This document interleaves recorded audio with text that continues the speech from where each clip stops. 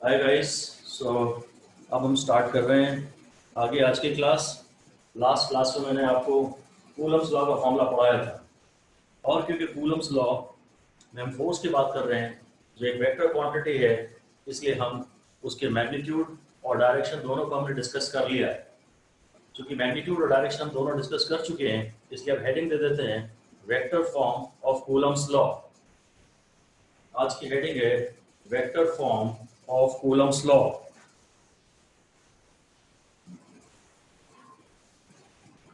तो एक वेक्टर में दो चीजें होती हैं, एक वेक्टर में मैग्नीट्यूड होता है और डायरेक्शन होता है।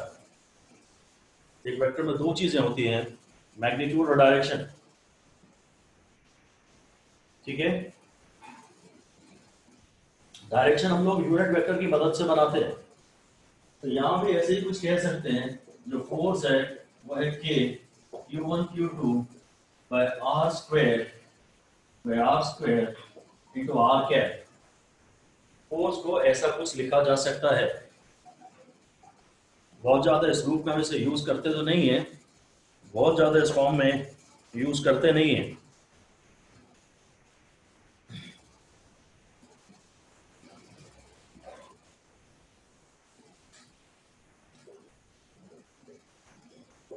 Where r cap is a unit vector in an expression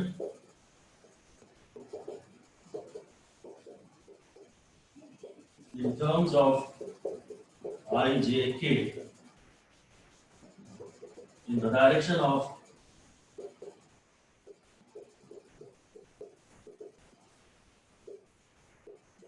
r12 or r21. R cap is a unit vector in the direction of r12 और r21।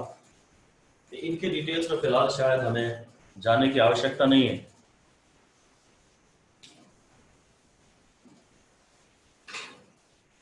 जो कुछ भी एप्लीकेशन ओरिएंटेड बातें हैं या बहुत डीप कॉन्सेप्चुअल बातें हैं, वे काम की हैं।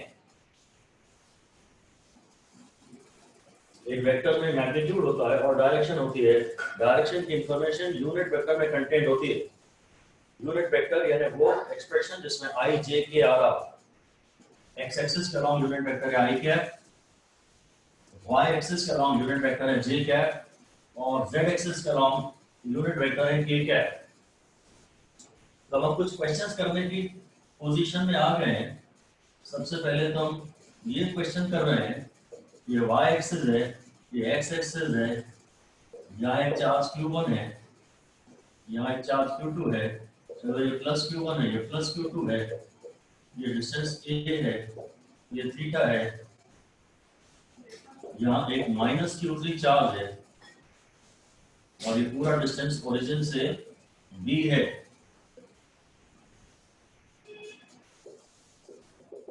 Right an expression of force on Q2। थोड़ा सा तेज ही, अब क्लास अपनी स्पीड पकड़ती चली जाएगी। स्पीड में बढ़ाऊंगा थोड़ा सा, और अलर्ट बैठे। मैंने लिखा right an expression of force या नेट फोर्स ऑन Q2, मतलब जो Q1 Q2 पे लगा रहा है और जो Q3 Q2 पे लगा रहा है, उस पूरे फोर्स की एक्सप्रेशन लिखनी है आपको आई जे के फॉर्म में। उस पूरे फोर्स की एक्सप्रेशन लिखनी है आई जे के फॉर्म में।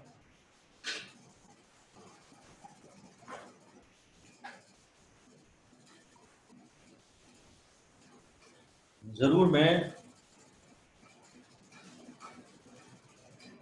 अगर मुझे Q2 पे फोर्स की डायरेक्शन चाहिए, सपोज Q1 के कारण, तो मैं Q2 को मोबाइल मानूंगा और Q1 को फिक्स मानूंगा। मुझे Q2 पे फोर्स चाहिए Q1 के कारण भी और Q3 के कारण भी, है ना। तो इतना लिख सकते हैं। आप अपना अलग से कर भी रहे हैं तो करते भी रहिए। चलिए carry on.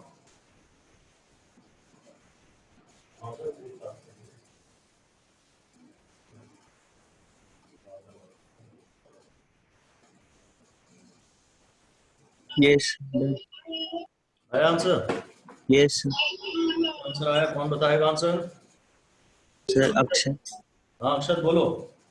Sir k q1 q2/a² sine एक थीटा। काम करो, एक काम करो, अपना कैमरा ऑन करो और अपनी कॉपी कैमरे के सामने रख दो। कैमरा ऑन करो। फ्रंट कैमरा ऑन होता है ना उससे? हैं? सर बैक कैमरा कैसे ऑन करते हैं? बस भी तुम्हारे ऑप्शन आ रहा होगा ना जब म्यूट, जहाँ से तुम अपने को साउंड ऑफ कर रहे हो वहीं से कैमरा भी ऑफ कर रहा है तुमने। मैं कमांड देता हूँ, देखो हो जाए तो। तुम अपना कैमरा अगर कॉपी के सामने रखोगे तो मैं तुम्हारी कॉपी यहाँ चेक कर पाऊंगा। हाँ कॉपी रखो उसके सामने, कॉपी रख दो। हाँ ये वर्किंग हमें दिख रही है। कॉपी को 90 डिग्री से टर्न कर दो, क्लॉकवाइज 90 डिग्री से घुमा दो कॉपी को।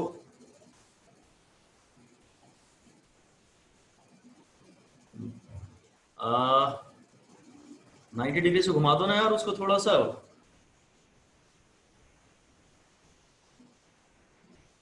अब रखो कैमरे के सामने, वैसे ही है यार। चलो खैर, हाँ मुझे दिख रहा है k q1 q2। तो मैं स्टेशनरी रखो, कॉपी मत हिलाओ अब। माइनस से हो गया इधर जे कैप में। अपनी तरफ कॉपी थोड़ी सरकाओ, दूसरा टर्म देखना है मुझे दूसरे ब्रैकेट के अंदर, अपनी तरफ सरका लो। हाँ बस ठीक है। आई कैप उधर जे कैप है ना पहला, फिर आई कैप है, ठीक है, बहुत बढ़िया, शाबाश। ओके एक्सेलेंट बेटा, वंडरफुल। ठीक है,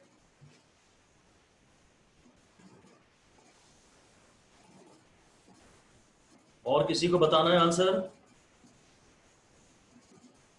चलिए हम इसे सॉल्व कर रहे हैं। पहले थोड़ा बहुत लिख दीजिए, आप लिख दीजिए Q2 will be repelled by Q1, Q2 will be repelled by Q1, ये आएगा force, and Q2 will be attracted by Q3, ये ऑपोजिट प्लस और माइनस है ना, और ये एंगल थीटा है। Q2 Q1 से रिपेल होगा और Q2 Q3 से अट्रैक्ट होगा। अब मैं इस फोर्स के तो दो कंपोनेंट्स निकलेंगे, एक इधर आएगा एक इधर आएगा। मैं पहले Q3 पे फोर्स ले लेता हूं खाली, force on Q2 due to Q3 हो जाएगा K Q2 Q3 by B square, K Q2 Q3 by B square, और इसकी डायरेक्शन है प्लस आई कैप।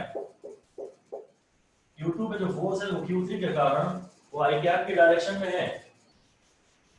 और इसके बाद मैं force on Q2 due to Q1 निकालता हूं। Force on Q2 due to Q1, ये फोर्स की डायरेक्शन आएगी।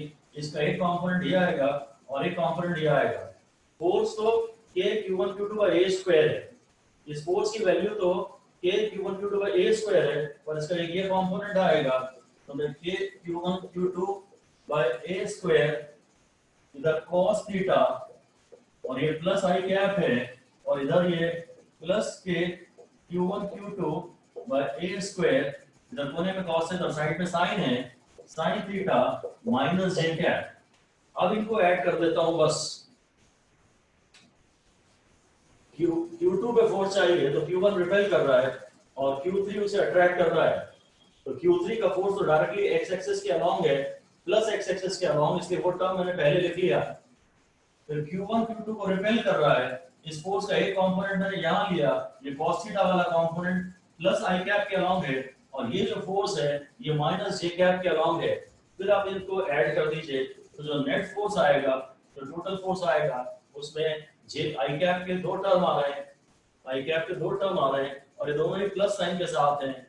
K Q2 Q3, K Q2 Q3 upon b square plus K Q1 Q2 upon a square cos theta, और ये पूरा हो गया आई कैप, और फिर ये वाला एक टर्म आ जाएगा minus minus K Q1 Q2 by a square J cap. ये फाइनल आंसर है,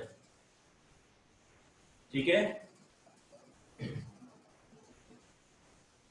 इनमें डाउट्स हो, आपको कोई फर्दर डिस्कशन करना हो तो आप मुझसे व्हाट्सएप पे बाद में कर सकते हैं। अभी भी पूछ सकते हैं, पर हाँ मैं थोड़ी स्पीड बढ़ाऊंगा। अभी भी पूछ सकते हैं, और अगर बाद में लगता है कि नहीं थोड़ा और क्लियर करना है तो व्हाट्सएप पे डिस्कस कर लें। फाइन, आगे चलूं कि कुछ पूछना है आपको? ठीक है, आई एम मूविंग अहेड। कुछ छोटे छोटे क्वेश्चन कूलम्स लॉ के को और क्लियर करते हुए, कूलम्स लॉ को क्लियर करते हुए कुछ बहुत सिंपल ऑर्डिनरी कॉन्सेप्चुअल क्वेश्चंस दे रहा हूं। आप हेडिंग दे सकते हैं चाहे तो, concept clearing questions. Concept clear questions, concept clearing questions. इन क्वेश्चंस में मैं या तो ट्रू फॉल्स दूंगा या फिल इन द ब्लैंक दिया करूंगा। Concept clearing questions. तो पहला क्वेश्चन है, पहला है Coulomb's law obeys inverse square law. लिखते तेजी में चलिए, फास्ट लिखते चलिए। Coulomb's law obeys inverse square law, true या फॉल्स? True. हाँ, इसका आंसर ट्रू है, सही बात है। इसका आंसर ट्रू है, क्योंकि क्योंकि इसके फॉर्मूले में वो आ रहा है ना 1/r²। ऐसा लिख लीजिए, true because force is proportional to 1/r²। अगर इसमें 1/r³ आता ना या 1/r आता ना तो फिर हम नहीं बोल सकते थे कि ये इनवर्स स्क्वायर लॉ को ओबे कर रहा है। ये Gm1m2/r² जैसा ही है, बस ऐसा भी लिख दीजिए, like gravitational force, like gravitational force. ठीक है, फिर अगला क्वेश्चन है कूलम्स लॉ इज कंजर्वेटिव। मतलब बेसिकली क्वेश्चन ये होना चाहिए था, force of electrostatics is conservative. Force है जो कूलम्स फोर्स है, वो कंजर्वेटिव है। ट्रू या फॉल्स? ट्रू।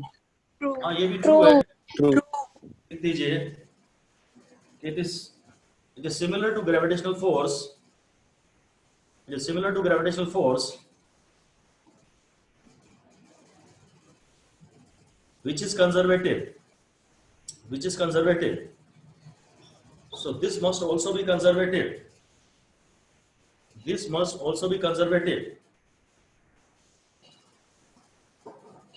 और कंजर्वेटिव फोर्स का ये मतलब होता है कि जो वर्क डन है वो पाथ पे डिपेंड नहीं करता। लिख दीजिए, work done does not depend on path.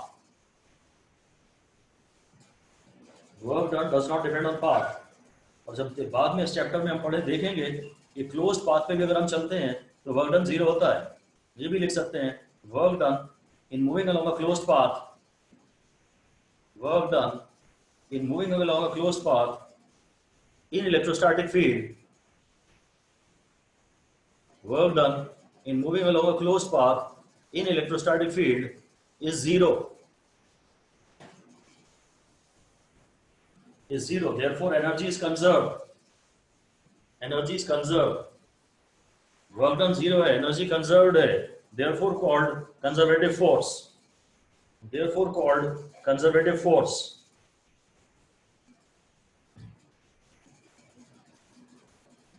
अगला है, नेक्स्ट है question, Coulomb's force cannot be applied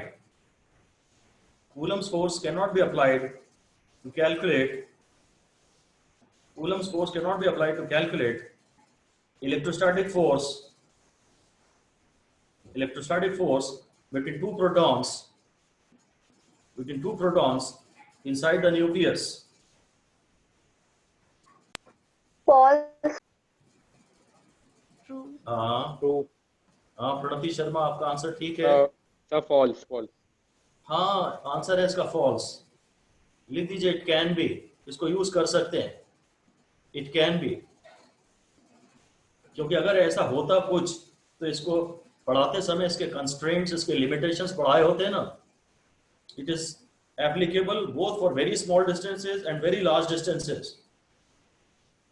बहुत छोटे छोटे डिस्टेंसेस के लिए भी वैलिड है और बहुत बड़े बड़े डिस्टेंसेस के लिए भी वैलिड है। ऐसी कोई लिमिट आपको कूलम्स लॉ पढ़ाते वक्त बता ही नहीं गई। ये तो बताया गया कि it is valid for point charges at rest. वो कंडीशन तो बताई, अगर ये इंपॉर्टेंट होती तो ये भी बताते ना, ये कंडीशन उन्होंने नहीं बताई। नेक्स्ट क्वेश्चन लिखिए, सब ट्रू और फॉल्स टाइप के हैं। Coulomb's force is a central force. Coulomb's force is a central force because it always acts toward the center of Earth. Coulomb's force is a central force because it always acts towards the center of Earth. हाँ मुझे आपके response मिल गए हैं। उमर जबूत और किंचल थम के इशारे False. false, को कहना है ये गलत है वो थम्स अप False. कर रहे हैं, False. और जिनको कहना है कि ये सही है वो थम्स अप कर रहे हैं।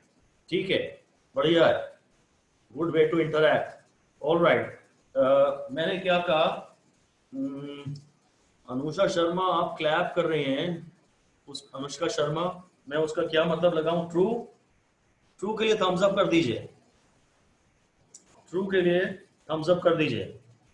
तो ये तो फॉल्स स्टेटमेंट है, ये फॉल्स स्टेटमेंट है, लिख दीजिए it is false, it is false. False के लिए क्या कोड बना सकते हैं पता नहीं। ट्रू के लिए तो थम्स अप कर सकते हैं आप, ट्रू के लिए थम्स अप कर सकते हैं। तो या ऐसा लिख दीजिए it is central force because, it is central force because it acts along, it acts along the line joining, it acts along the line joining the centers of the two charges. It acts along the line joining the centers of the two charges. इसलिए इसको conservative कहते हैं, इसलिए इसको central force कहते हैं, इसलिए इसको सेंट्रल फोर्स कहते हैं। और जो ग्रेविटेशनल फोर्स है उसके लिए बात भले ही वैलिड है शायद कि वो आपके सेंटर की तरफ काम करता है, हालांकि वो भी सेंट्रल फोर्स इसीलिए है क्योंकि it acts along the line joining the centers of the two charges. Next question लिखिए। A small charge is repelling a bigger charge. A small charge is repelling a bigger charge. थोड़ा fast लिखिए। The bigger charge experiences greater force. The bigger charge experiences greater force. सही या गलत? अगर गलत है तो आप थम्स डाउन दिखा सकते हैं, गलत के लिए थम्स डाउन। या एक काम कर सकते हैं, सही है तो आप स्क्रीन से थम्स अप कर दीजिए और हम ये कोड बना ले रहे हैं। अगर गलत है तो आप ताली बजाएंगे, हंसेंगे, हा हा हा हा। अगर आप गलत है तो ताली बजाते हुए आप हंसेंगे कि वाह क्या बात कही है, वाह वाह, ऐसा भी होता है क्या। तो ये अपना कोड हो गया, क्योंकि मैं ट्रू फॉल्स क्वेश्चंस काफ़ी करूंगा कॉन्सेप्ट डेवलप करते समय। तो अगर हमारा कोड है सही है, अच्छा लग रहा है स्क्रीन पे, और बढ़िया लग रहा है कि सही है, तो आप स्क्रीन से थम्स अप कर दीजिए और वरना ताली बजा दीजिए, मास्टर पे हंस सकते हैं आप। ठीक है, तो लिख दीजिए force is proportional to Q1 into Q2। ठीक है क्वेश्चन मित्तल, आपका जवाब देखा मैंने। Force is proportional to Q1 Q2 and therefore both the charges experience same force. Both the charges experience equal force. छोटे चार्ज पे भी उतना ही फोर्स लगता है और बड़े चार्ज पे भी उतना ही फोर्स लगता है।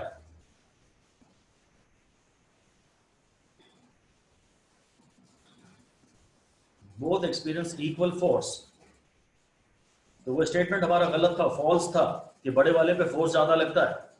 ये थोड़ा फिर भी एक स्टार देने लायक था पॉइंट, ये एक स्टार दे सकते हैं आप, इसको कभी रिवाइज कर सकते हैं। अगला लिखिए, नेक्स्ट क्वेश्चन।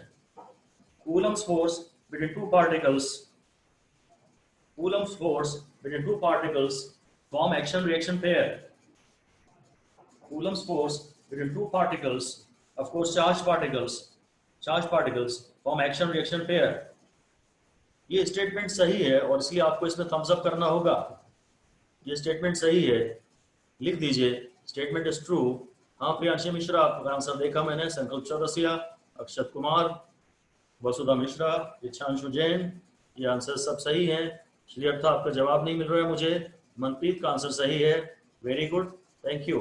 और इन्वॉल्वमेंट बढ़ाइए, हो सकता है मैं आपको एक्नॉलेज ना भी कर पाऊं तो भी जवाब जरूर देते रहिए। लिख दीजिए सर प्लीज, 1 मिनट में लिखवा दूं। यश त्रिपाठी, हाँ यश बोलो। स्टेटमेंट फिर से बोलूं। स्टेटमेंट ये है, Coulomb's force between two particles, Coulomb's force between two particles form action-reaction pair. Coulomb's force between two particles form action-reaction pair. और ये स्टेटमेंट ट्रू है, और ये इसलिए ट्रू है, लिख दीजिए both the forces experience both the charges experience equal and opposite forces. Both the charges experience equal and opposite forces. Equal and opposite forces. ये भी कह सकते हैं they exert mutual force on one another. They exert mutual force on one another. इसलिए action reaction pair बनेगा, इसलिए action reaction pair बनेगा। हाँ अमरजोत, आपको मुझसे कुछ डाउट पूछना है? जी बोलिए। यस सर, इंटरनल फोर्स ही लेंगे उसको। ये यार इंटरनल फोर्स है, ये इंटरनल को ए बी पे लगा रहा है और बी ए पे लगा रहा है। अगर ए बी है, ये है ना, ये इंटरनल फोर्स है। इलेक्ट्रिकल फील्ड और पढ़ लेंगे तो आपको समझ में आएगा कि ये चार्ज इसकी फील्ड में बैठा है और ये चार्ज इसकी फील्ड में बैठा है। हाँ इसे इंटरनल फोर्स कह सकते हैं। मान लीजिए ये पॉजिटिव चार्ज है और ये पॉजिटिव चार्ज है, तो ये इसको रिपेल करेगा और ये इसको रिपेल करेगा। ये दोनों एक दूसरे के फील्ड में इंटरनल फोर्स है, तो इंटरनल फोर्सेस को क्या हम एक्शन रिएक्शन पेयर नहीं बोल सकते? सर अपन इफेक्ट उसका कैंसिल कर लेते हैं ना। नहीं, कैंसिल तो कर देते हैं वो। अगर वो एक बड़े सिस्टम का अगर पार्ट होते हैं तो एक दूसरे को कैंसिल कर देते हैं, पर किसी एक के एफबीडी में तो आएगा ना। अगर इसके एफबीडी में देखूंगा मैं तो फोर्स आएगा, इसके एफबीडी में देखूंगा तो फोर्स आएगा। पूरे सिस्टम की अगर आप बात करोगे तो सिस्टम पे एक नेगेटिव फोर्स होगा और एक पॉजिटिव फोर्स होगा, और वो सिस्टम पे नेट फोर्स एक दूसरे को कैंसिल कर देगा। अगर एक पैकेट में मैं ये चार्जेस रख दूं तो चार्जेस एक दूसरे को रिपेल करेंगे, पर इसके सब अंदर ही रहेगा। तो इंटरनल फोर्सेस हैं, that is true, mutual force है, और ये एक्शन रिएक्शन पेयर बनाते हैं because they are equal and opposite. Action reaction में आपको एक ही बात चेक करनी है कि इक्वल एंड ऑपोजिट अगर हैं तो हाँ ये एक्शन रिएक्शन पेयर बनाते हैं। वैसे इस टाइप के बहुत ज्यादा थियरी के क्वेश्चन काम के होते नहीं है, फिर भी खैर ठीक है, इनिशियली कॉन्सेप्ट बिल्डिंग के लिए अच्छा ही है। अगला क्वेश्चन लिखिए, अगला क्वेश्चन लिखिए। A proton and electron, a proton and an electron, थोड़ा सा फास्ट लिखिए। A proton and an electron attract each other. A proton and an electron attract each other. Ratio of their accelerations is, ratio of their accelerations is, ये मैं, जो answer सही हो उतने fingers आप रेज करके आंसर दे सकते हैं मुझे। जो आंसर बेस्ट हो, बेस्ट आंसर आपको निकालना है। May not be totally correct, और जो बेस्ट आंसर है वो आपको बताना है। May not be totally correct, और गिवन ऑप्शंस में से जो बेस्ट आंसर है वो आपको बताना है।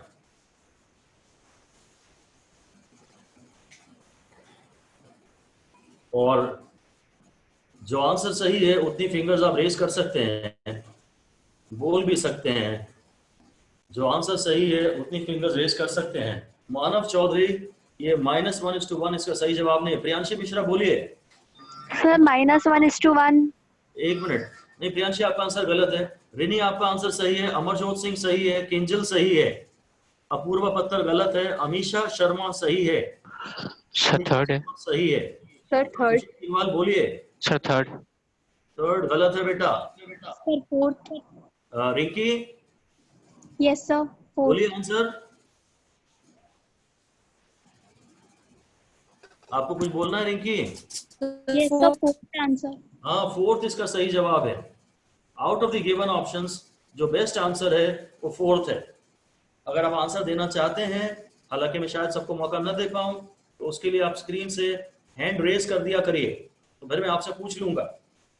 स्क्रीन पे अगर आपने विंडो ओपन की हुई है, वीडियो ऑन है, तब तो ठीक ही है, तब तो हम आपस में बातचीत कर ही पा रहे हैं इजीली। अदरवाइज आप स्क्रीन से हैंड रेज कर दीजिए। ठीक है, इसका आंसर 4 है। अमरजोत सिंह आप कुछ कहना चाहते हैं? देखिए मैं आपको, हाँ अमरजोत कुछ कहना है? सब पहले रखा है। हाँ ठीक है fine, okay, thank you. Sir पहले देखिए एक्सीलरेशंस का रेशियो मांगा है यहाँ सवाल, शायद आपने ध्यान से नहीं सुना। एक्सीलरेशन को अंडरलाइन कर दीजिए। मैंने फोर्सेस का रेशियो मांगा होता ना तो आंसर सेकंड सही होता, पर मैंने एक्सीलरेशंस का आंसर मांग लिया। तो फोर्स ऑन इलेक्ट्रॉन और फोर्स ऑन प्रोटॉन तो सेम है, तो मास इनटू ए सेम है, तो acceleration proportional to 1 upon mass है। और मुझे पता नहीं किसका एक्सीलरेशन अपॉन किसका निकालना है। सवाल में ध्यान से देखते हैं। सवाल में जो पहले बोला अपॉन जो सवाल में बाद में बोला, सवाल में पहले प्रोटॉन बोला बाद में इलेक्ट्रॉन बोला, तो ये mass of electron upon mass of proton है, और प्रोटॉन 1836 गुना ज्यादा भारी होता है। अगर फोर्सेस का रेशियो होता तो ये आंसर होता इक्वल एंड ऑपोजिट -1:1, पर एक्सीलरेशंस का रेशियो मांगा है। अब क्या अपॉन क्या इंपॉर्टेंट है, जो सवाल में पहले दिया अपॉन जो सवाल में बाद में दिया, ये आंसर सही है। हालांकि इसमें भी एक माइनस साइन लगना चाहिए था, पर वो ऑप्शन है ही नहीं, तो मैं क्यों परेशान हूं। मुझे ये तो बताना ही चाहिए कि एक्सीलरेशंस दोनों में ऑपोजिट डायरेक्शन में होंगे। माइनस साइन अगर फोर्स में लग रहा है तो माइनस साइन एक्सीलरेशन में भी लगेगा। ओके, नियरेस्ट ऑप्शन जो बेस्ट पॉसिबल ऑप्शन है वो आप दे दीजिए। हल्के पार्टिकल में एक्सीलरेशन ज्यादा होगा, फोर्स दोनों में बराबर होंगे, पर जो हल्का पार्टिकल है उसमें एक्सीलरेशन ज्यादा होगा, जो भारी पार्टिकल है उसमें एक्सीलरेशन कम होगा। भारी के सामने 1 आएगा, हल्के के सामने बड़ा फिगर आएगा। नेक्स्ट क्वेश्चन लिखिए। Force between two charge particles, force between two charged particles at different distances can never be same. Never को कैपिटल लेटर्स में लिख दीजिए। Force between two charged particles at different distances can never be same. Never को caps में लिख दीजिए। Can never be same. Rahul Rathore, आपका answer गलत है।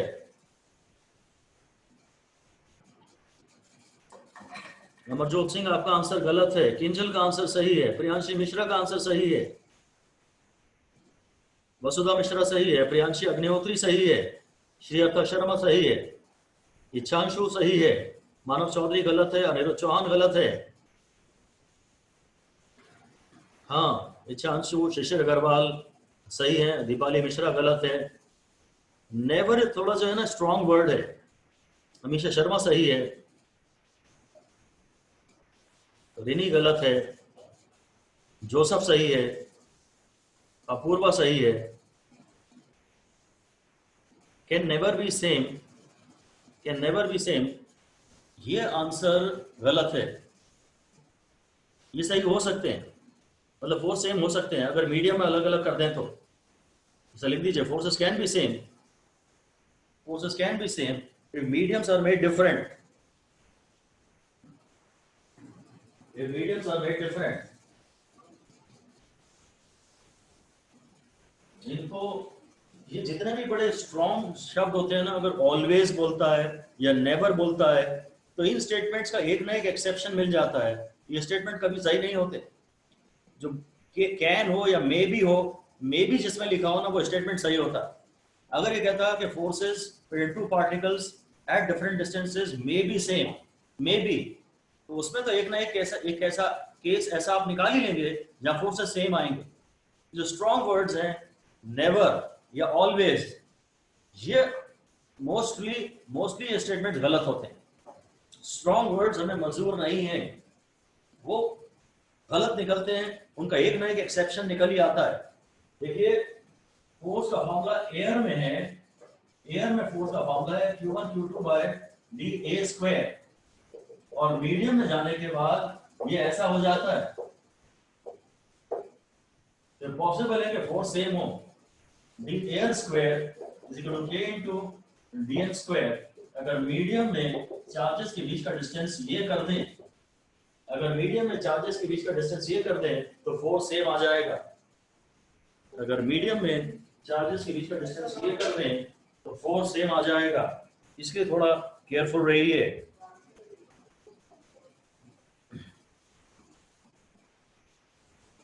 ठीक है, ये एक अच्छा केस हो गया।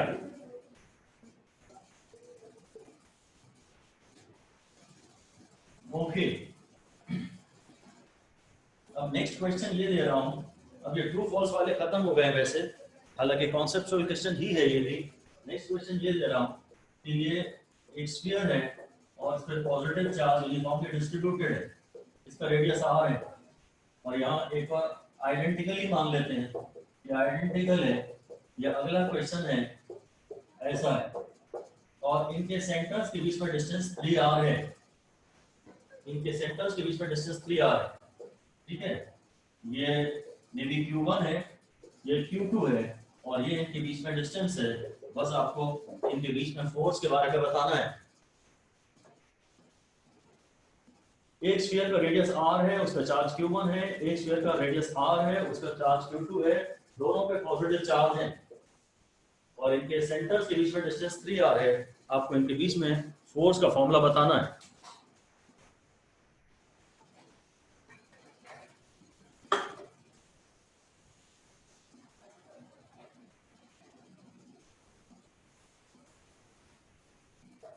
सर 3r सेंटर से डिस्टेंस दिया है दोनों का। आप देखिए ना, सेंटर टू सेंटर दिखाया है वो, okay sir. Centre to centre ही है नेहल। सर पॉइंट चार्जेस कैसे होंगे फिर ये? हैं? पॉइंट चार्जेस कैसे कंसिडर करेंगे? हाँ संकल्प, बस यही बात है, कूलम तो लगेगा ही नहीं। सही कह रहे हैं आप संकल्प, और इसी तरफ मैं आपका ध्यान आकर्षित कराना चाहता था। हमारा ये कहना है कि इनके बीच में जो फोर्स है वो जितना कूलम्स लॉ से आता था उससे थोड़ा डिफरेंट होगा। लिख दीजिए पहले तो कि these are not point charges, these are not point charges, so Coulomb's law can not be applied. बस यही सिखाना था। कूलम्स लॉ केवल पॉइंट चार्जेस के लिए वैलिड होता है, कूलम्स लॉ केवल पॉइंट चार्जेस के लिए वैलिड होता है।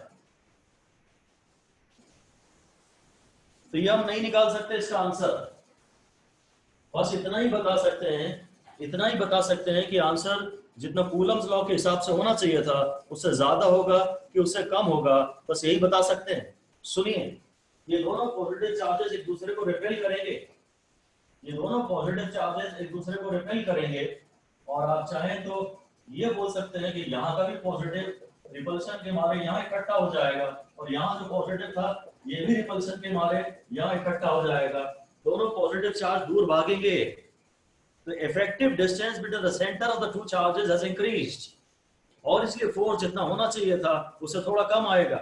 ऐसे ही लिखिए due to repulsion oblique induction, induction से भी समझाऊंगा अभी। Due to repulsion oblique induction, due to repulsion oblique induction, the effective distance between the charges increases. The effective distance between the charges increases. Therefore, the force is less than that given by Coulomb's law. जो Coulomb's law answer देता है, force उससे थोड़ा कम है। Force is less than that given by Coulomb's law. Repulsion से ज्यादा आसानी से समझ में आ रहा था इसलिए मैंने रिपल्शन बोल दिया। इंडक्शन से एक्चुअली हम पढ़ना चाहते हैं। पॉइंट चार्जेस में इंडक्शन नहीं होता, और ये पॉइंट चार्जेस नहीं है, इनमें इंडक्शन होगा, इनमें इंडक्शन होगा। क्या है कि यदि यहाँ का जो पॉजिटिव चार्ज है ना, ये ऐसा पहले यूनिफॉर्म था, यहाँ के पॉजिटिव में यहाँ नेगेटिव इंड्यूस किया और यहाँ पॉजिटिव इंड्यूस किया, तो यहाँ का तो पॉजिटिव और नेगेटिव कैंसिल हो गया ना, वही बात आ गई, समझे आप? यहाँ पे पॉजिटिव ने यहाँ नेगेटिव इंड्यूस किया और यहाँ पॉजिटिव इंड्यूस किया, यहाँ का पॉजिटिव और नेगेटिव खत्म हो गया, यहाँ का पॉजिटिव बढ़ गया। ये इंडक्शन से हुआ है। आपको फिर से ये हाईलाइट करके लिखना ही होगा कि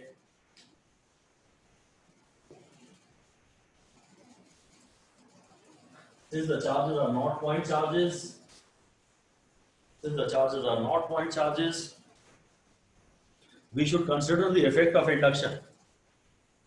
We should consider the effect of induction. Point charges में induction नहीं होता, पर ये point charges नहीं है। Point charges में induction नहीं होता, पर ये point charges नहीं है।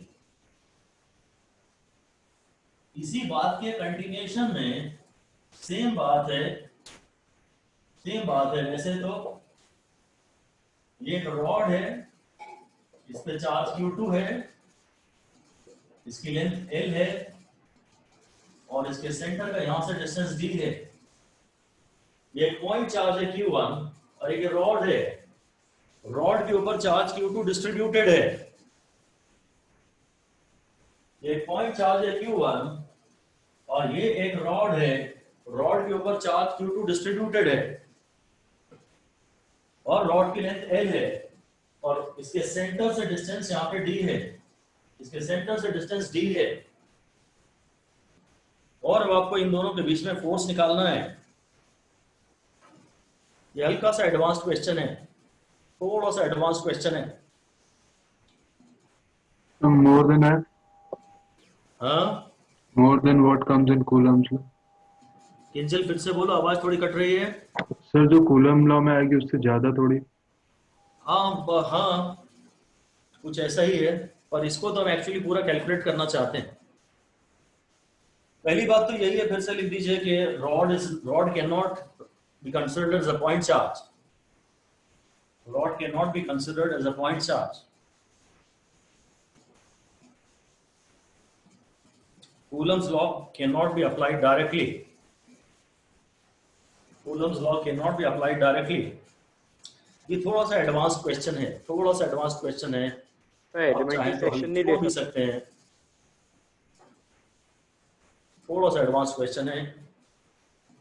इंटीग्रेशन लगेगा। अब अगर कूलम्स लॉ ही लगाना है तो मुझे यहां भी करेगा कोई पॉइंट चार्ज की बात करनी पड़ेगी। अगर कूलम्स लॉ लगाना ही है तो मुझे यहां भी पॉइंट चार्ज की बात करनी ही पड़ेगी।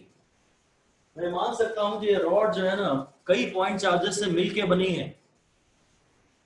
लिख दीजिए, the rod can be considered to be made up of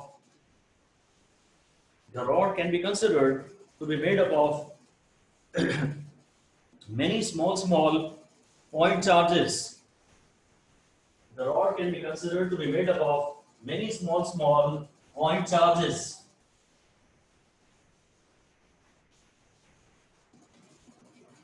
तो हम ऐसा ही एक काम यहाँ करते हैं कि यहाँ से डिस्टेंस x पे, यहाँ से डिस्टेंस x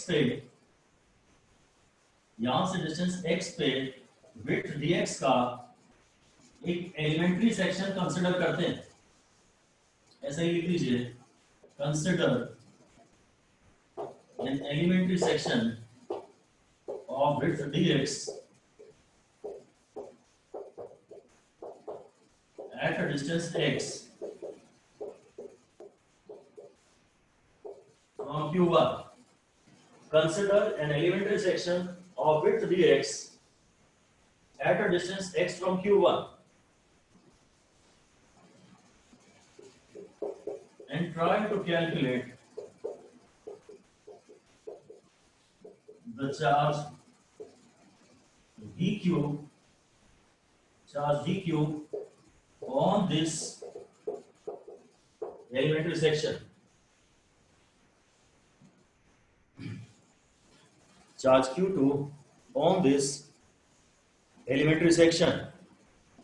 इस dq के बारे में जो मुझे कोई बताना चाहता है तो हाथ खड़ा कर सकता है। हाँ Anushka Sharma. Sir centre of mass निकालेंगे, वो integration of xdm upon integration of dm। नहीं हम सेंटर ऑफ मास पे कहाँ ले गए यार। अच्छा पॉइंट आपने अच्छा रेस किया, ठीक है मैं समझ गया आप क्या चाह रहे हैं। ऑलराइट, ध्यान से सुनिए सर। एक minute Sankalp, just wait for a while, मैं अनुष्का का जवाब दे दूं। आपने अनुष्का बहुत अच्छी बात की तरफ हमको इशारा कर दिया जिसे हम कवर करना जरूर चाहते हैं कि आप ये कभी भी मत कंसिडर करना कि इसका सारा का सारा चार्ज सेंटर ऑफ मास पे रखा है। शायद आप ये सोच रही थी, बहुत बढ़िया सोच है, उसे हमेशा के लिए खत्म कर देते हैं। बहुत ही वैलिड और अच्छा डिस्कशन है। ये आप बिल्कुल मत सोचना कि सारा का सारा चार्ज सेंटर ऑफ मास पे कॉन्सेंट्रेटेड माना जा सकता है ऐसा पॉइंट चार्ज। लड़ाई थी पॉइंट चार्ज की कि भाई ये पॉइंट चार्ज नहीं है, तो आपको लगा कि सारा का सारा मास, सारा का सारा चार्ज इसके सेंटर ऑफ मास पे एज अ पॉइंट चार्ज रखा हुआ मान लिया जाए, वो गलत है। आप सेंटर ऑफ मास पे सारा का सारा mass concentrated as a point mass मान सकते हैं, नॉट द एंटायर चार्ज। ठीक है, आप ये तो मान सकते हैं the entire mass is concentrated at the centre of mass but not the entire charge. तो आपने थम्स अप कर दिया अनुष्का शर्मा, आप समझ गए। पॉइंट अच्छा था, ये बहुत बढ़िया पॉइंट है। आप चाहो तो एक बार ब्रैकेट में लिख दो,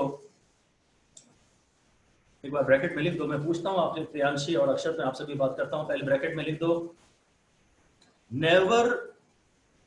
never incorporate the concept of centre of mass, never incorporate the concept of center of mass in any other chapter except the chapter of center of mass, except the chapter of center of mass। कहीं कहीं हम इसको तोड़ भी देंगे इस rule को, पर फिर भी मोटा रूल तो यही बना लें ताकि गलती करने के पहले दो बार सोचें। There might be exceptions to the rule I am giving, but essentially मोटे तौर पे उस तरफ दिमाग जाना ही बंद करिए सबसे पहले, इसलिए मैंने रूल बता दिया। आप सेंटर ऑफ मास के बारे में सोचना बंद कर दीजिए।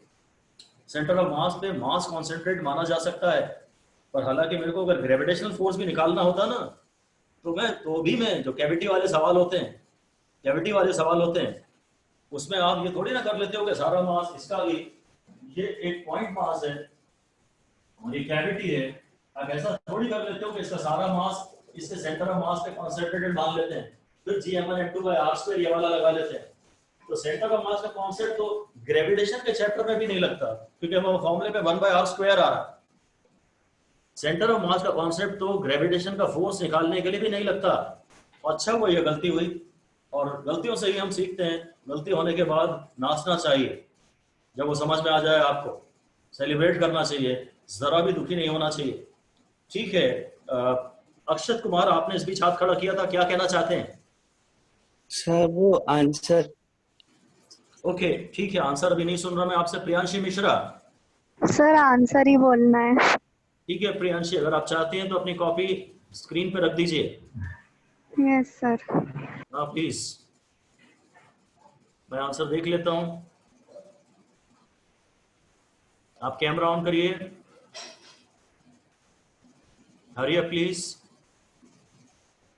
कैमरा ऑन कर दीजिए और कॉपी स्क्रीन पर रख दीजिए।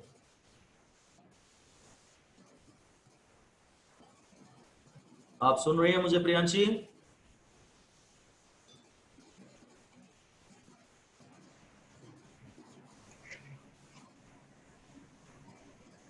हाँ,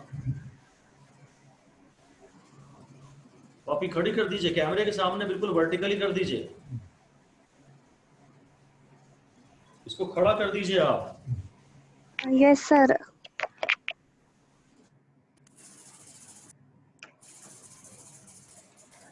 कैमरा रख दीजिए, आपने परपेंडिकुलर रखा कैमरे के parallel.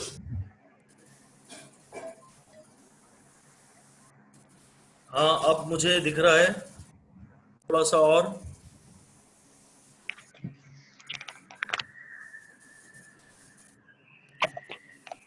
Sir is it visible? अच्छा, अब आप रीड ही कर दीजिए। Yes sir. हाँ रीड कर दीजिए प्रियांशी। सर पहले डी क्यू कैलकुलेट किया तो वो आएगा linear charge density into D x. हाँ सर उसके बाद हम डी एफ निकालेंगे तो वो हो जाएगा के Q1 into Q2 upon x square. हाँ सर हमने Q2 की वैल्यू Q2 की जगह मतलब वो स्मॉल सेगमेंट डी क्यू की वैल्यू सब्स्टिट्यूट करेंगे तो वो हो जाएगा के Q lambda D x upon x square. ठीक है सर फिर उसको हम इंटीग्रेट कर देंगे तो वो हो जाएगा के क्यू लैम्डा और बाहर आ जाएगा क्योंकि वो कांस्टेंट है, और D x by x square को हम इंटीग्रेट करेंगे। बिल्कुल, आप तो सर हम लेंथ को L से 2L तक लेंगे। L से 2L, ये थोड़ा गलत हो गया। d minus L by 2 से डी d और plus एल L by बोला 2 था, ये थोड़ा गलत हो गया, देखते हैं, चलिए ठीक है, ठीक है। Yes, anyway sir. आपने बहुत अच्छा एक्सप्लेन किया, वंडरफुल, बहुत ही Thank you, शानदार। sir. ठीक है, अब आप मेरी बात ध्यान से सुन लीजिए, मैं तेजी से इसे खत्म करना चाहता हूँ। ओके, क्या है, सबसे पहले मेरे को ये इसका आंसर चाहिए dq का, ये डिस्टेंस x मैंने लिया है, मेरे को इस पे dq चाहिए। जो dq है वो है चार्ज पर यूनिट लेंथ, मतलब इस पे चार्ज q2 था और इसकी लेंथ l से, charge per unit length into the length of the elementary section. जैसे लीनियर मास डेंसिटी के सवाल करते थे ना, dm को निकालते थे mass per unit length into length of the elementary section, ऐसे charge per unit length into length of the elementary section, ये dq हो गया। अब ये एक पॉइंट चार्ज और ये एक पॉइंट चार्ज कंसीडर किया जा सकता है। इस पूरे पे चार्ज q2 है जो कि लेंथ l पे डिस्ट्रीब्यूटेड है, इसकी यूनिट लेंथ पे जो चार्ज है वो q2 बाय l है। Charge per unit length into length of the elementary section, ये dq हो गया। अब इनके बीच में जो फोर्स है उसको मैं df बोलूंगा, वो फोर्स है k q1 इनटू dq, और इन दोनों के बीच में डिस्टेंस है x, ये फोर्स हो गया, ये हो गया k। ये एलिमेंट छोटे सेक्शन पे फोर्स है, टोटल फोर्स नहीं है, इसलिए इसका नाम मैंने df रखा है। तो k q1 q dq को मैं, सॉरी ये dq है, dq को मैं यहां से लिख देता हूं q2 by l into dx upon x square, ये है। तो df हो गया k q1 q2, ये q1 q2 by l, ये सारे कांस्टेंट्स हैं, ये सारे कांस्टेंट्स हैं, into x to the power -2 dx, ये df हो गया। अब मैं दोनों साइड इंटीग्रेशन कर लेता हूं, जितने कांस्टेंट है उनको मैं बाहर ले आता हूं, और ये x to the power -2 dx हो गया। पर अब मुझे इसकी लिमिट्स डिसाइड करनी होंगी, इंटीग्रेशन की लिमिट्स। यहां पे मैं x की मिनिमम वैल्यू लूंगा और यहां मैं x की मैक्सिमम वैल्यू लूंगा, और जो डायग्राम हमारा था उसके मुताबिक ये पूरा डिस्टेंस मैंने l बोला था, और ये डिस्टेंस मैंने d बोला था, शायद सेंटर तक का बोला था ना। तो अब वो जो एलिमेंट्री सेक्शन पहला जो है वो यहाँ लाया करता है, जो पहला एलिमेंट्री सेक्शन है वो यहाँ लाया करता है। मैंने इस दूरी को d नहीं कहा, मैंने इस दूरी को d कहा है, तो ये l/2 है, ये l/2 है, तो ये जो डिस्टेंस है ये d - l/2 है। और जो आखिरी एलिमेंट्री सेक्शन है, जो लास्ट एलिमेंट्री सेक्शन है, उसका यहाँ से जो डिस्टेंस है वो d + l/2 है।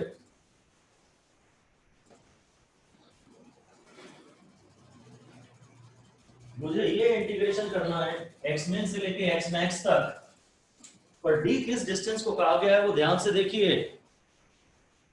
मैंने इस डिस्टेंस को भी मैं d कह सकता था, तो सवाल थोड़ा आसान हो जाता। मैंने इस डिस्टेंस को d कहा है।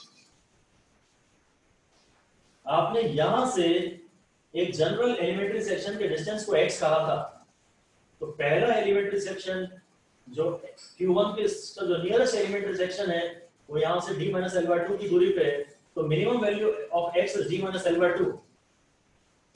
ये जो रॉड है, this can be considered to be comprised of many elementary cross sections, and the first such elementary cross section lies at a distance of d - l/2 from q1। ठीक है, चलिए लिख दीजिए, हालांकि जरूरत नहीं है पर लिख दीजिए तेजी में, जल्दी में। The rod can be considered to comprise of many such elementary sections. The rod can be considered to comprising of many such elementary sections. Many such elementary sections. The first such elementary section lies at a distance d - l/2. The first such elementary section lies at a distance d - l/2 from q1.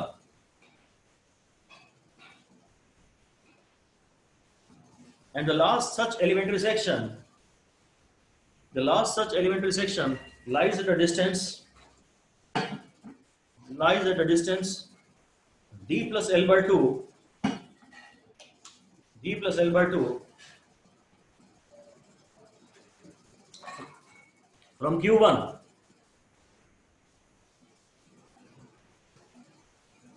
And we have to include the effects. We have to include the effects of all such elementary sections of the rod, all such elementary sections of the rod lying between D minus L by 2, and D plus L by 2, lying between D minus L by 2 and D plus L by 2. यहां से यहां तक जितने भी elementary section हैं, हम हर एक का असर इंक्लूड करना चाहते हैं, हर एक का फोर्स यहाँ निकालेंगे, इसका भी डीएफ निकालेंगे, इसका भी डीएफ निकालेंगे, इसका भी डीएफ निकालेंगे, और सारे डीएफ को शायद ऐड कर देंगे, और इस कंटीन्यूअस एडिशन को ही इंटीग्रेशन कहते हैं. ये लाइन भी लिख दीजिए. Continuous addition is called integration. Continuous addition is called integration.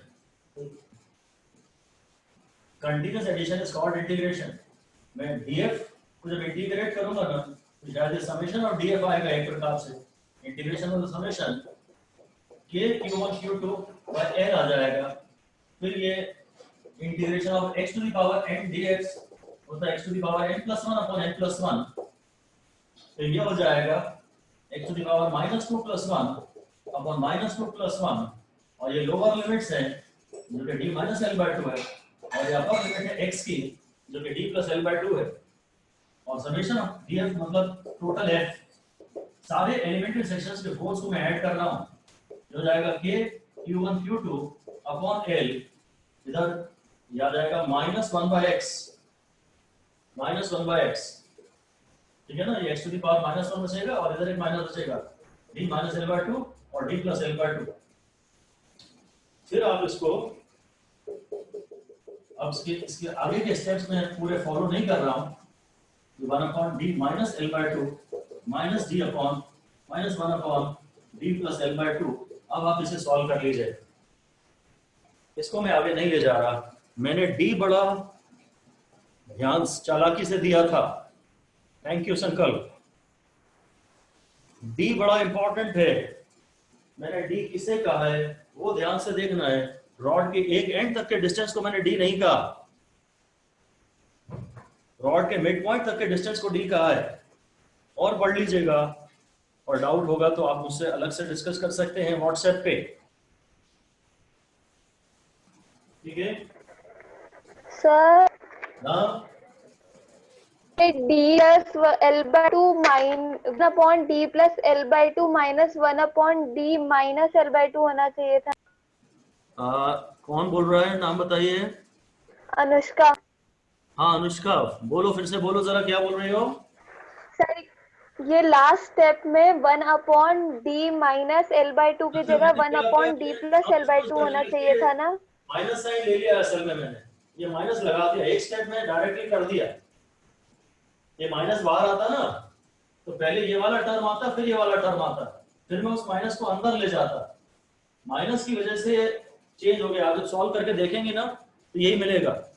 ठीक है, एक स्टेप में थोड़ा सा खा गया, वो गलत किया मैंने. ओके फाइन, ठीक है. Thank you for raising your thumb. उससे मुझे बड़ा मैसेज मिल जाता है कि हाँ चीज क्लियर हो गई है. Absolutely right, fine, we go ahead now. एक छोटा सा क्वेश्चन लिखते हैं, आगे चलते हैं. एक सिंपल क्वेश्चन लिखिए. ठीक है राहुल, समझ में आई मुझे बात, आपका मैसेज मुझे मिला, गॉट इट. आगे चलिए, एक छोटा सा क्वेश्चन है.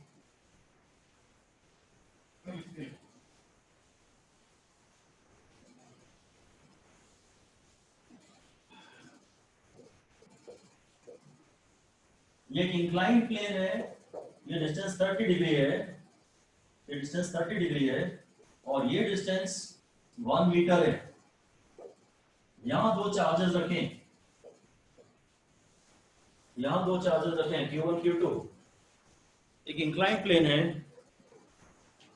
एक इंक्लाइन प्लेन है, ये राइट एंगल्स पर है, ये 90 डिग्री है. अब बस इतना सा कहा जा रहा है कि find minimum force find minimum force between Q1 Q2। Newton's में चारों ऑप्शन दिए हैं, अगर ऑप्शन आपके सामने हो तो वो न्यूटन में होंगे। Find minimum force between Q1 Q2।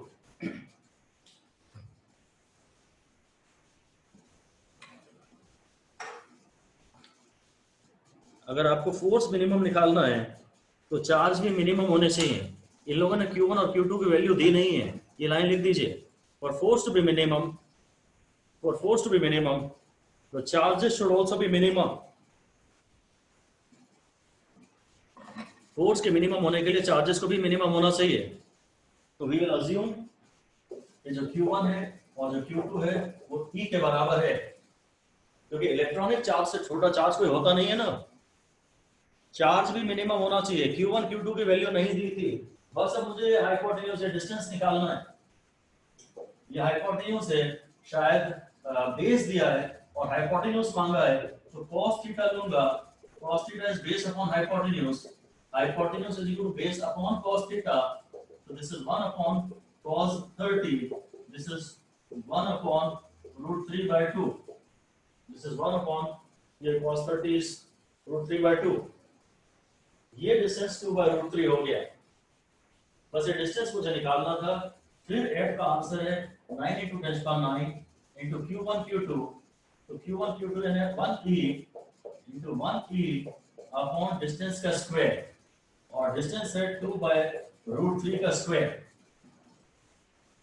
मुझे ये डिस्टेंस तो दिया था, ये निकालना था। cos थीटा है base upon hypotenuse, cos theta है बेस अपॉन हाइपोटेन्यूज, ये बेस है, ये हाइपोटेन्यूज है, बेस 1 है। cos 30 की वैल्यू इसके ग्राफ से सही आ जाएगी। 30 के एंगल पे cos की वैल्यू ज्यादा आती है, ज्यादा यानी रूट 3 by 2, छोटी वाली वैल्यू 1 by 2 आती है। cos 30 की वैल्यू थोड़ी बड़ी वाली है, रूट 3 by 2 है। बस अब इसको सॉल्व कर लेंगे तो जो आंसर आना है आ जाएगा 9 into 10 power 9 into 1.6 into 10 power minus 19 का स्क्वायर into 3 by 4, और ये आंसर न्यूटन में आएगा। इसको मैं आगे सॉल्व नहीं कर रहा हूं। मुझे दोनों चार्जेस के बीच का डिस्टेंस भी डायरेक्टली नहीं दिया गया था, और सबसे बड़ी बात है मुझे Q1 Q2 की वैल्यू ही नहीं दी गई थी। Q1 Q2 की वैल्यू ही नहीं दी गई थी। ठीक है प्रियांशी, थैंक यू। मुझे चार्जेस के मैग्नीट्यूड भी नहीं दिए थे, और डिस्टेंस भी थोड़ा सा घुमा के दिया था। डिस्टेंस की तो फिर कोई बड़ी बात नहीं थी। ठीक है सुशील इकबाल, एंड ठीक है Rini, I got your message, thank you for raising thumb. Alright, अगला क्वेश्चन लिखते हैं। Next question, a charge of 10 units is broken into two parts and kept at a certain distance apart.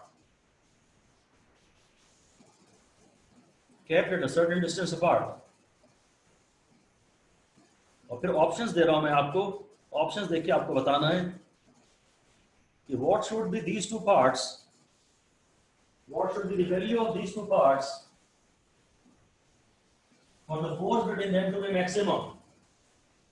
What should be the value of these two parts for the force between them to be maximum. एक option ये है, दूसरा option ये है, तीसरा option ये है, और चौथा ऑप्शन ये है। Sir D, fourth one. Sir D, fourth option.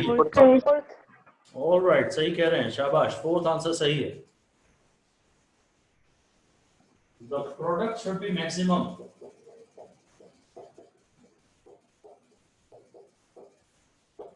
Force के मैक्सिमम होने के लिए प्रोडक्ट मैक्सिमम होना चाहिए। इसका तो प्रोडक्ट 0 है, इसका प्रोडक्ट 16 है, इसका 24 है, और इसका 25 है। The product should be maximum.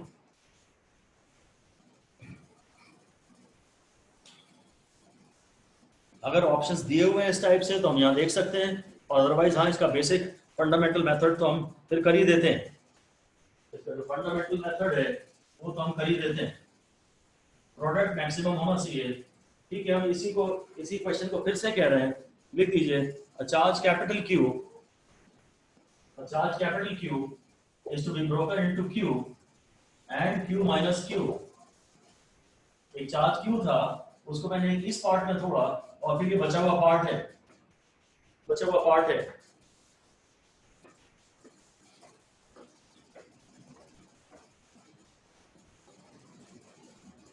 Find the value of Q upon Q minus Q.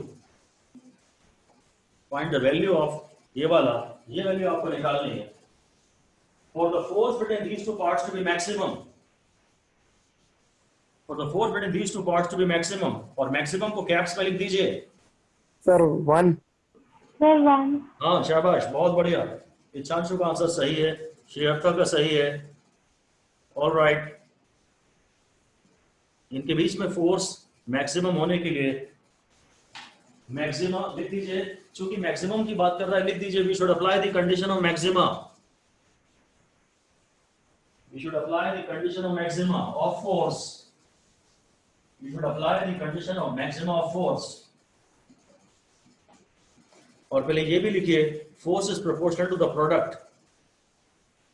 Force is proportional to the product. F is proportional to एक पार्ट ये है और दूसरा पार्ट ये है. इसमें जो Q है वो फिक्स्ड है और जो स्मॉल Q है वो वेरिएबल है. तो मैक्सिमा की कंडीशन ये कहती है कि एक बार डिफरेंशिएट करो और जीरो से इक्वेट करो. फंक्शन को यानी दोनों चार्जेस के प्रोडक्ट को डिफरेंशिएट करो. सोचना ये पड़ता है, ये प्रॉब्लम होती है कभी कभी कि किसके रिस्पेक्ट में डिफरेंशिएट करो. तो differentiate with respect to the variable. आप df by dq को जीरो से इक्वेट करिए. ये मैक्सिमा की कंडीशन है. वेरिएबल ढूंढिए, वेरिएबल कौन है और वेरिएबल से डिफरेंशिएट करिए. Differentiated with respect two variable. ठीक है सर्कल, वेरी नाइस. वेरिएबल जरा ध्यान से देखना पड़ता है कि वेरिएबल क्या है. किससे डिफरेंशिएट करें, किससे डिफरेंशिएट करें. तो df by जो dq है, that may be termed as may be proportional to d dq of q into q minus q. ये जो आएगा d dq, और इस ब्रैकेट को ओपन कर रहा हूं, q minus q स्क्वायर, और ये होगा d dq of q minus d dq of q square. तो ये तो q बचेगा, ये माइनस 2q होगा और इसको मुझे जीरो से इक्वेट करना होगा. तो q is equal to 2q, तो small q is equal to q by 2. और जब आपको q minus q निकालना था, वो फिर q minus q by 2 होगा. q minus q by 2, तो वो भी q by 2 होगा. तो ये भी q by 2 है और ये भी q by 2 है. इसलिए small q upon q minus q का रेशियो आया 1. आधे आधे पार्ट्स में तोड़ दीजिए, आधे आधे पार्ट्स में तोड़ दीजिए. मैक्सिमा की कंडीशन लगाई है हमने, मैक्सिमा की कंडीशन लगाई है.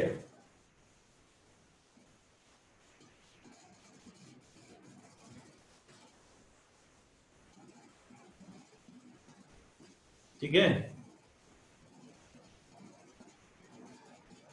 वेरिएबल से डिफरेंशिएट किया, ये वेरिएबल है, वैसे ये भी वेरिएबल है और ये वेरिएबल आसान है, इसे डिफरेंशिएट करना आसान है.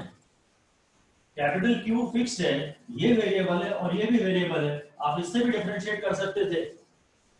और मैक्सिमा यानी एक बार डिफरेंशिएट करिए, जीरो से इक्वेट करिए. तो जो स्मॉल Q है वो भी आधा है और जो दूसरा पीस है वो भी टोटल चार्ज का आधा है. यहाँ आपको देखना पड़ेगा उसने रेशो किसका मांगा है. तो ध्यान से आपको अननोन को ढंग से पहचानना होगा कि मांगा क्या गया है. All right, I am moving ahead now, I am moving ahead. लिखिए क्वेश्चन, लिखिए question. Gravitational attraction between two electrons. Gravitational attraction between two electrons is just annulled. Just annulled. Annulled मतलब cancel. ANNULED.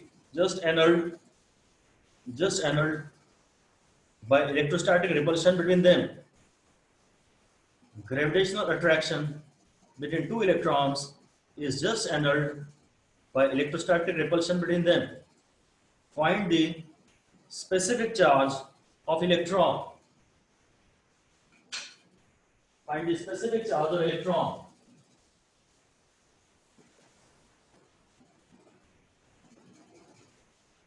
Find the specific charge of electron. अब यहाँ सवाल solve करने के पहले अगर मैंने ऑप्शन दिए होते तो आपको ऑप्शंस पे ग्लांस करना चाहिए, ये देखने के लिए कि उसने एक एक्सप्रेशन दी है या वेरिएबल्स के टर्म्स में आंसर है। ऐसा एक जरूर एक लाइन लिख दीजिए कि first glance at the options, first glance at the options to see whether we have to calculate value और एन एक्सप्रेशन। वैल्यू निकालनी है कि we have to arrive at an expression, value निकालनी है कि एक्सप्रेशन निकालना है। इसके लिए आपको पहले ऑप्शंस देखना पड़ेगा, नहीं तो आप शायद इलेक्ट्रॉन है तो इलेक्ट्रॉन का तो क्यूब आयाम आपको पहले से ही आता है, इलेक्ट्रॉन है।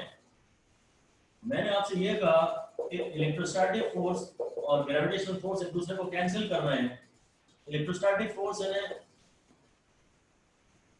1/4 pi epsilon naught E square by R square और ये है G M square by R square, ये कैंसिल हो गया। तो E square by M square is equal to 4 pi epsilon naught G, तो E by M is equal to under root 4 pi epsilon naught G। Option देख के ही मुझे आपसे बात करता तो आपको और मजा आता है सवाल को करने में।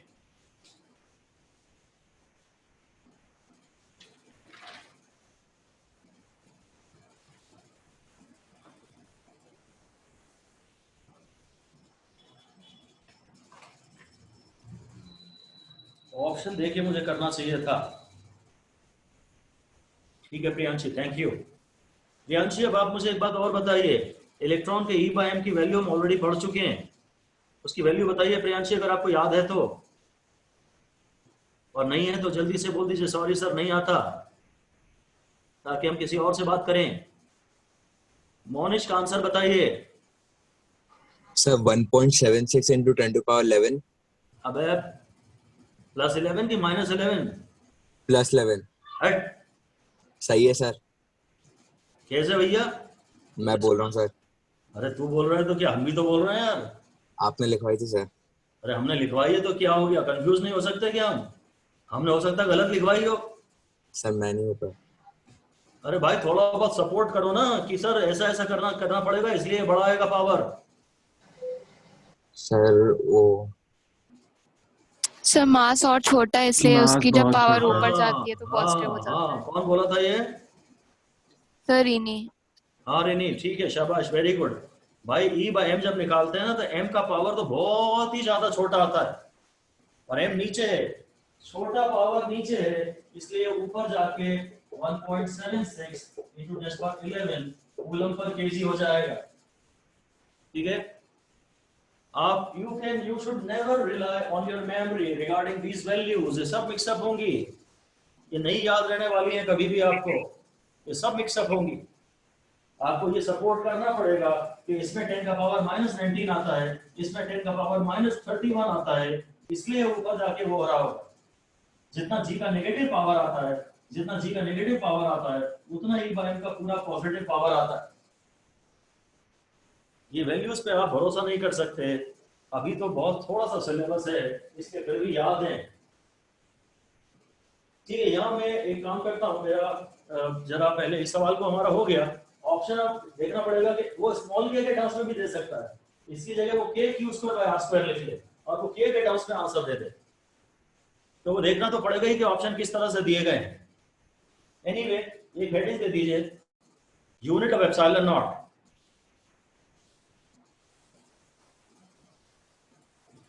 Unit of epsilon not, force का जो फॉर्मूला था ना वो था 1/4 पाई एप्सिलॉन, फिर q² बाय r², इसलिए जो एप्सिलॉन की यूनिट होगी, एप्सिलॉन होगा q² बाय f(r²), तो एप्सिलॉन हुआ या एप्सिलॉन नॉट हुआ।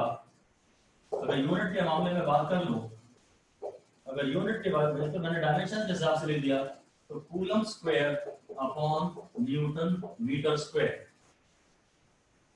Coulomb square upon newton metre square.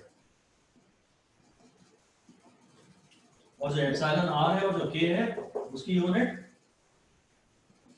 बोलिए। Unit, unitless. No unit. शाबाश, डन।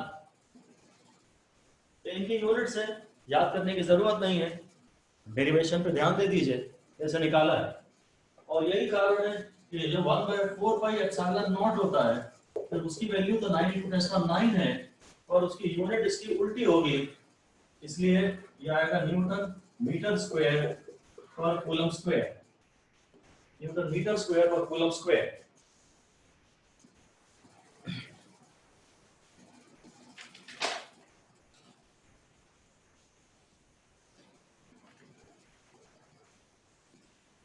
ठीक है,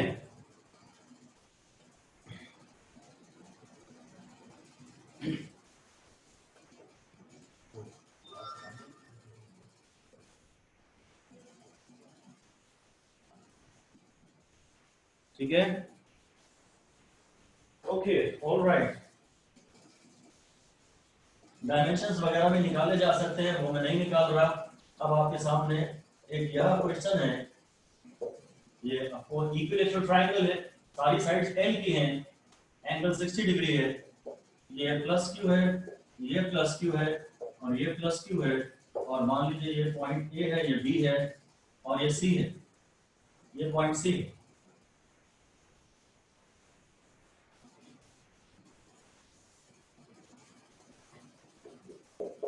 Force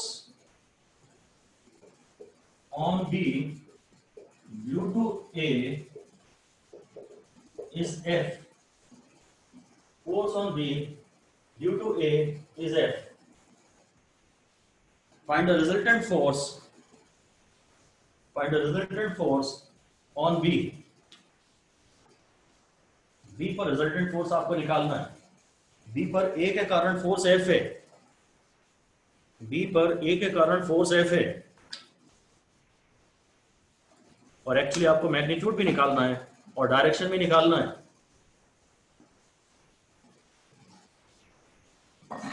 मैग्नीट्यूड भी निकालना है और डायरेक्शन भी निकालना है।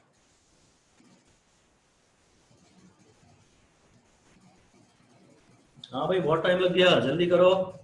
√3 है। पूर्वा आंसर बताइए। अपूर्वा? सर 0 आएगा। अरे नहीं यार, इक्वल एंड ऑपोजिट हो रहे होते तो 0 आता। संकल्प? √3 है। सर F सर मैग्नीट्यूड 0 आएगा। नहीं नहीं, मैग्नीट्यूड भी 0 नहीं आएगा। संकल्प? Sir F√3/2। नहीं नहीं, F√3 आंसर बस। √3 है। हाँ, √3 F हाँ, आएगा √3 है। संकल्प आपके स्टेप्स क्या है? क्या किया आपने संकल्प? सर वो C का भी फोर्स लिया और फिर उसको कंपोनेंट कर दिए, तो वो साइन कंपोनेंट्स कैंसिल कर देंगे और cos component. You are absolutely right, but पता नहीं कहां गलती हुई। लेट अस सी, ये पॉजिटिव इस पॉजिटिव को रिपेल कर रहा है और ये F है, और ये पॉजिटिव भी इस पॉजिटिव को रिपेल करेगा, और जरूर ये भी F होगा, क्योंकि ये Q/d² सेम है, Q सेम है और D सेम है, तो F सेम आएगा। अब ये एंगल चलो मान लेता हूं थीटा है, ये एंगल भी थीटा है, हालांकि मुझे वैल्यू पता है थीटा की, फिर मैं इसको रिजॉल्व करूंगा, ये रिजॉल्व करूंगा ये θ/2 में, और ये θ/2 इनके एंगल्स हैं। अब इस f को रिजॉल्व करूंगा, f cos θ/2 f cos θ/2 इनके f sin θ/2 कैंसिल हो जाएंगे, इनके f sin θ/2 कैंसिल हो जाएंगे, और आंसर आएगा, वो शायद आपने एक मिस कर दी ये चीज, आंसर है 2f cos θ/2। संकल्प आपने 2 ये वाला मिस कर दिया लगता है। ये f का cos θ/2 और ये f का cos θ/2 दोनों मिलके 2f cos θ/2 हो गए, और ये एंगल हम जानते हैं एंगल 60 है, तो 2f और cos 30, 2f cos 30 और cos 30 यानी √3/2, और ये गलती हो गई, आगे आंसर f√3। संकल्प आपने ये 2 मिस किया था या कोई और गलती थी? यस सर, वही 2 मिस किया। Okay fine, no issues at all. ठीक है, अगर ये फोर्स F है तो ये भी F है, मैंने इसको रिजॉल्व किया f cos θ/2 में, और यहाँ आएगा f sin θ/2, इस वाले F को भी रिजॉल्व किया f cos थीटा बाय 2 में और f sin थीटा बाय 2 में ये पैरेलल ये वाले जो इसके पैरेलल कंपोनेंट है वो कैंसिल हो गए और ये ऐड हो गया और ये आंसर आ रहा है f√3। वैसे भी हमारी एक ऑब्जर्वेशन हो ही जानी चाहिए कि अगर दो वेक्टर्स जिनके मैग्नीट्यूड इक्वल हैं, अगर उनके बीच में एंगल 60 है, दो वेक्टर्स जिनके मैग्नीट्यूड इक्वल हैं, अगर उनके बीच में एंगल 60 है, तो रिजल्टेंट अक्सर f√3 आता है। Resolution is of course safer, और नहीं तो फिर मैं ये लेता √f² + f² + 2ff cos 60, क्योंकि इस कोर्स और इस कोर्स के बीच में एंगल 60 है, या तो मैं इस फॉर्मूले से निकालता। Point, job is done. मुझे आपसे पूछना है कि इस रिजल्टेंट फोर्स की डायरेक्शन के बारे में आप क्या कह सकते हैं। अगर मैं वेक्टर क्वांटिटी की बात कर रहा हूं, अगर वेक्टर क्वांटिटी की बात कर रहा हूं तो शायद डायरेक्शन भी सोच ही ले तो बेटर है। ठीक है अक्षर, बताइए। +j। हाँ सही बात है। हम ये बोल सकते हैं चाहे तो कि along the perpendicular bisector of AC लिख दीजिए, या तो +j कर दीजिए। वो ऑप्शंस कैसे दिएंगे उस पर डिपेंड करेगा। +j कर दीजिए या बोल दीजिए along the perpendicular bisector of AC,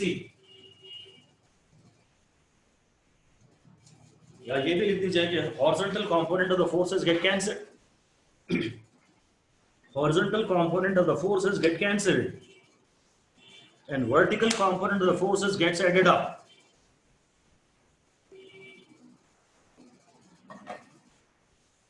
Vertical component of the forces get added up.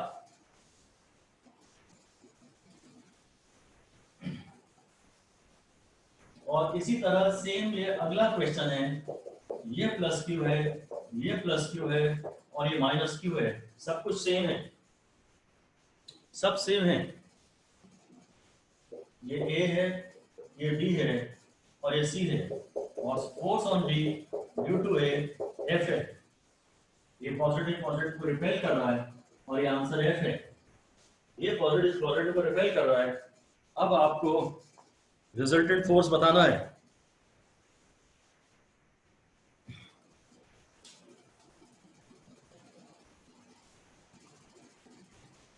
f√2। गलत। FU F। F। ये नेगेटिव इस पॉजिटिव को अट्रैक्ट करेगा। एक फोर्स ये है और एक फोर्स ये है, और अब ये एंगल 60 था तो ये एंगल 120 डिग्री होगा। ये पॉजिटिव इस पॉजिटिव को रिपेल करेगा, ये f 3/2 रिजॉल्व कर सकते हैं। अब इन दोनों के बीच में एंगल 120 है तो एंगल एक्चुअली 60 आएगा, ये 60 आएगा, f cos 60 यहाँ आएगा, f sin 60 यहाँ आएगा, और इस वाले f का भी f cos 60 यहाँ आएगा 2 बार, और f sin 60 ये आएगा। इस पॉजिटिव ने इस पॉजिटिव को रिपेल किया, ये f है, इस नेगेटिव ने इस पॉजिटिव को अट्रैक्ट किया, ये f है, ये एंगल 60 है तो ये एंगल 120 है। इन दोनों फोर्सेस के बीच में जो एंगल है वो 120 है। इस f को मैंने रिजॉल्व किया f cos 60 और f sin 60 में, और इस f को रिजॉल्व किया f cos 60 और f sin 60 में। अब आप लिख सकते हैं the vertical components cancel each other. ये क्वेश्चन थोड़े बहुत रिवाइज करने लायक हैं, तो मैंने तो इन पे स्टार नहीं दिया है। आपको अच्छा लगे तो आप अपने हिसाब से 1 2 3 4 5 जितने लगे, आपको जो लगे आप अपने स्टार दे सकते हैं। मैंने तो नहीं दिया है। हाँ ये चलो 120 डिग्री वाले पे 1 स्टार दे लेते हैं इस वाले क्वेश्चन पे। दिस इज मोर इम्पोर्टेंट, इसके एग्जाम में आने के ज्यादा चांसेस हैं, क्योंकि जहां एंगल 120 होता है वहां भी आप तो उसे 60 मान के सॉल्व करते हैं।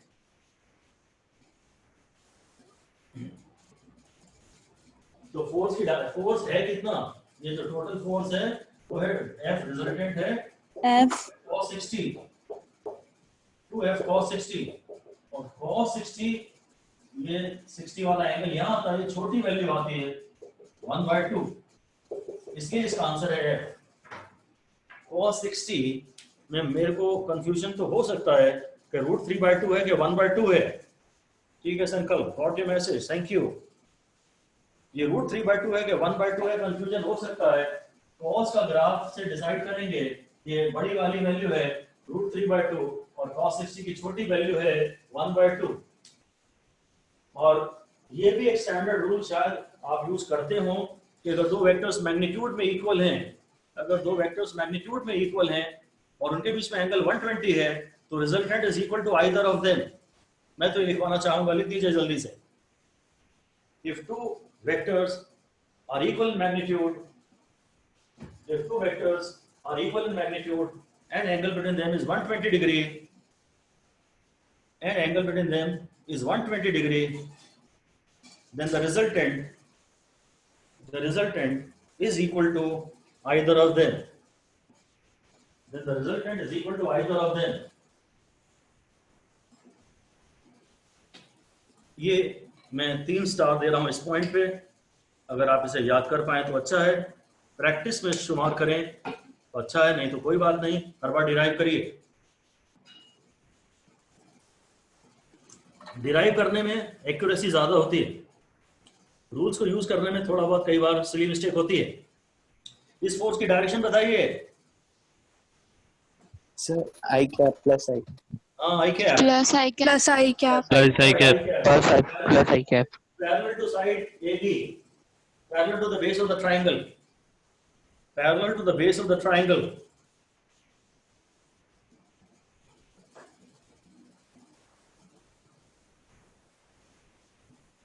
ठीक है, ऑलराइट। ये लास्ट क्वेश्चन और करते हैं।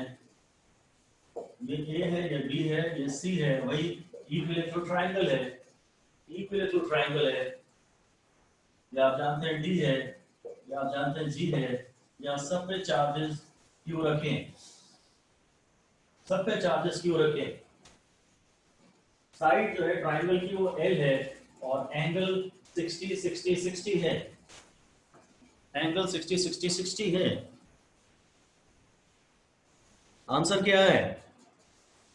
किस चीज? हाँ सही बात है, किस चीज का? क्वेश्चन तो बोलो मास्टर साहब। पहले क्वेश्चन, अगर मैं इनपे तीनों फोर्सेस का रिजल्टेंट मांगता ना यहाँ पे तो शायद वो आंसर 0 आता। और अगर आप पहले से उस बात को जानते हैं तो आपका दिमाग वहीं जाएगा, और इसीलिए पर्पसली मैंने अभी क्वेश्चन विदहेल्ड करके रखा है, पकड़ के रखा है क्वेश्चन। आप force on G due to खाली A बताइए। सिर्फ मैंने force on G due to A मांगा है। अगर तीनों का रिजल्टेंट मांगता ना, अगर तीनों का रिजल्टेंट मांगता तो शायद वो 0 आता। सिमेट्री जब भी होती है, पूरी सिमेट्री होती है तो आंसर 0 आता है, ये बात सही है। पर मैंने खाली फोर्स ऑन G, इस यहाँ पे भी क्यों चार्ज रखा है, इस चार्ज पे इसके कारण फोर्स चाहिए, तो आपको बस वो डिस्टेंस AG चाहिए और तो कोई बात है नहीं। F/√3। हाँ, F/√3। अब एक्चुअली वो F मैंने कुछ डिफाइन नहीं किया ना यार, मैंने किसी भी फोर्स को F तो कहा नहीं ना मृणाल। आपको अपना आंसर Q, K, Q और L के टर्म्स में देना होगा। K, Q और L के टर्म्स में देना होगा। Sir 4/3 KQ/L²। हाँ, फिर से बोलना संकल्प। 4/3 into KQ/L²। 4/3 sir by 3 just KQ² by 3। हाँ अक्षत बोलो, क्या बोल रहे थे? KQ² sir KQ²/12 L²। नहीं अपूर्वा, तो 4πε K अगर ले रहे हो तो 12 का टर्म नहीं आएगा, 3KQ² होगा। हाँ, 3KQ²/L is the correct answer. ये देखिए ध्यान से, ये जो AD अगर आपको चाहिए, जो AD है वो है AC का cos 30, AC का cos 30, तो वो है L√3/2। ये जो मीडियन है, या जो एल्टीट्यूड है वो L√3/2 है, और आप जानते हैं सेंट्रॉइड 2:1 के रेशो में काटता है, तो ये टोटल का 2/3 है। ये टोटल का 2/3 है, जो ए जी है ना वो 2/3 ऑफ ए डी है। ये 2 है और ये 1 है, ये टोटल 3 है और ये टोटल का 2/3 है और ये टोटल का 1/3 है। हम इसे अलग से भी करना चाहेंगे, मैं ये मेथड से नहीं कर रहा, अलग से करते हैं। देखिए ध्यान से, ये तो L/2 पक्का है और ये एंगल 30 डिग्री है और ये एंगल 90 डिग्री है। तो इस ट्रायंगल में AG इज द हाइपोटेन्यूज। मैं इस साइड को अलग से निकालता हूं, ध्यान से जरा। AG को, AG आपको आइडियली याद ही होना चाहिए, कोई सिली मिस्टेक आपसे हो गई होगी। AG को आप ध्यान से देख लीजिए, जो इस ट्रायंगल में ये हाइपोटेन्यूज है, तो ये एंगल शायद ये हाइपोटेन्यूज है। मैं शायद यहाँ मुझे बेस पता है ना ट्रायंगल का, इस ट्रायंगल का बेस पता है तो cos 30 लेता हूँ। जो cos 30 है वो बेस अपॉन हाइपोटेन्यूज है। तो जो हाइपोटेन्यूज है जो कि AG है, एक्चुअली सारा खेल ये डिस्टेंस निकालने का ही है बस। जो AG है वो L/2 cos 30 है और cos 30 ने √3/2 है, इसलिए वो L/√3 है। बस सारी लड़ाई यही थी कि अगर ये है तो ये L/√3 है, ये L/√3 होता है और ये डिस्टेंस L/2√3 होता है। ये आपको याद रखने चाहिए। जो AG है ना, पहले AD बोलता हूँ, AD वो √3 L/2 है, तो जो AG है वो L/√3 है और जो GD है वो L/2√3 है। हालांकि ये बेटर है कि आप हर बार इन्हें कोई ट्रायंगल बना के सॉल्व करें। 10-12 बार आप जब सॉल्व कर लेंगे उसके बाद आपको ये याद भी हो जाएंगे और आपसे इनमें कोई सिली मिस्टेक भी नहीं होगी। ये वैल्यू तो खासतौर से याद रखनी चाहिए। AG है L/√3।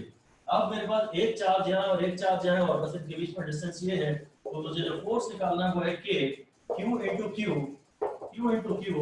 अपॉन ये L/√3 का स्क्वायर। L/√3 का स्क्वायर तो K into 3Q square by L square, ये आंसर है। K into 3Q square by L square, ये आंसर है। राइट? ठीक है अमरजोत, ठीक है वेनी, ठीक है प्रकृति, थैंक यू संकल्प and Nehal and Anushka. I think हम आज की क्लास फिर यहीं वाइंड अप करते हैं। दीपाली ठीक है ना? Thank you Vasudha. Okay bye bye, have a good day. Thank you, sir. Good Thank you, night. sir. Thank you sir. Sir.